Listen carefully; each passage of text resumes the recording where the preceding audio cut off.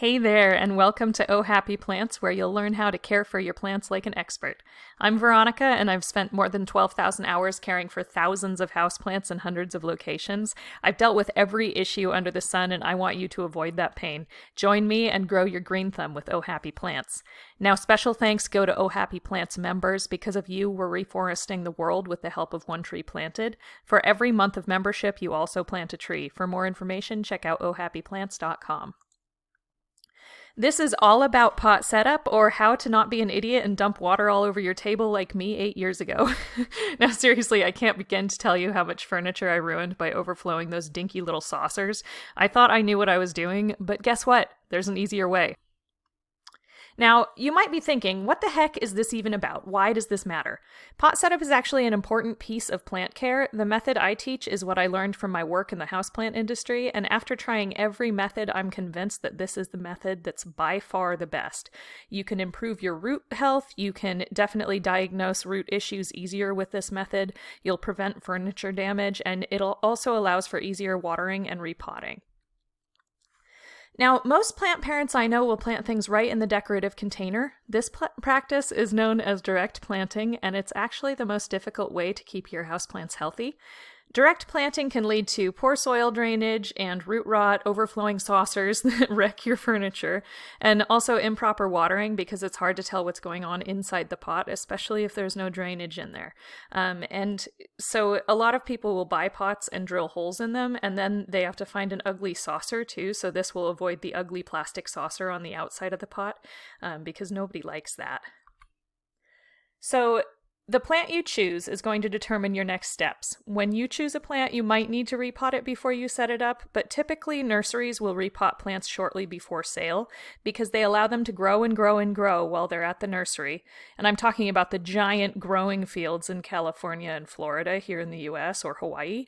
And so then they repot them shortly before sale because a larger pot size will sell for more, and that'll give them more space once they get home with you.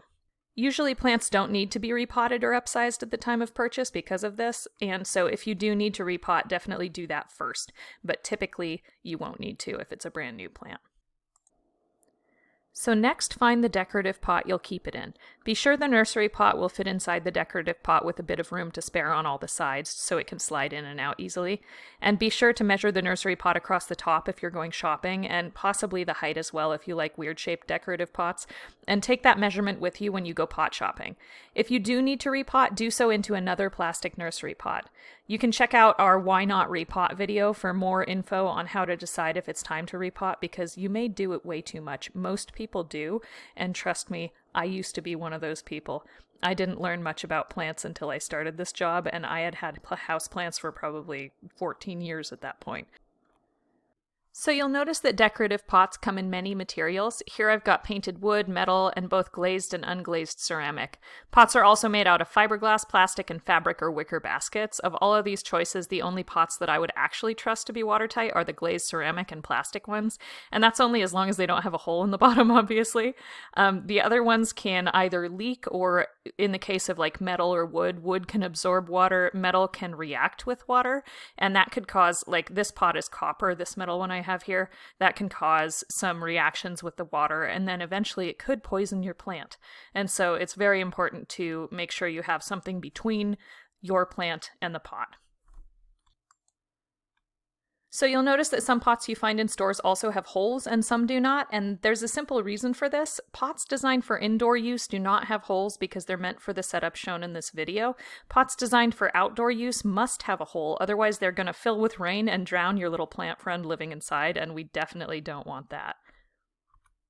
So you'll need a pot, and you may need other supplies. You might need a bit of foam or cardboard in case your plant sits too low down in the pot and you need to prop it up a bit to get it at the right height.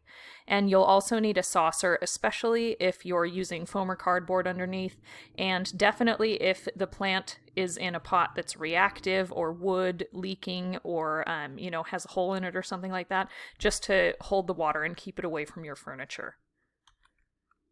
Next, you'll want to put it all together like this. You just want to stick the plant in to see if you have the right amount of foam or cardboard in the bottom. And this is just for aesthetic appeal and just to make sure it displays nicely and the plant is kind of like floofing over the lip of the pot, and so the nursery pot is hidden in there. So just pop the whole thing together like so. Then just add your new friend. If you want to further hide the nursery pot, you can cover it with a little moss like I did here. You just want to make sure and glance underneath that moss every time you water, just to make sure there's no mold growing like on your plant or any kind of issues that would be caused by a lack of airflow. So what I usually do is I tuck the moss around the edge of the nursery pot, but away from the base of the plant itself so it has room to breathe. Oh Happy Plants members can head over to the video Water Your Plants Like a Boss to learn all about watering. And here are some sources for materials that I used in this video. For saucers like I use, those really deep saucers are what I recommend. I just go to a floral supply store. There's one in our area that's locally owned, and so just do an internet search for one in your area. If you don't have a floral supply store, and this is where the florists source their wholesale supplies, if you don't have one of those, then you can just go to a florist and find a deep saucer or the foam or cardboard that you might need, and they'll usually be happy to supply you with those things. So for foam or cardboard, like really just use anything you have around your house. Cut up a box. It really doesn't matter. This is just to prop up the plant. You're never going to see this. It's just inside the pot. As far as a good source for pots, you can find really reasonably priced pots at thrift stores, and I also really like to point people to discount home goods stores and floral supply warehouses, because thrift stores are kind of hit or miss for what you find there. And also just realize that anything can be a pot as long as you can fit your nursery pot inside of it. So get creative, like cloth baskets are wonderful, and you'll have a saucer in there, so it doesn't need to be waterproof. It just needs to be attractive and suit your home decor. And then as far as moss goes, you can find this at craft supply stores, floral supply warehouses. You could even find it on the ground outside. I think moss that comes in a bag, I believe, has been like killed or, like cooked or something like that, so it's no longer alive. But the moss outside, it's fine if it grows on your plants. It's not going to hurt them or anything. So thank you again for checking out Oh Happy Plants, and to our members, you're freaking awesome. You allow us to plant a tree for each of you every single month you're a member. Together we are going to reforest the world. Happy planting!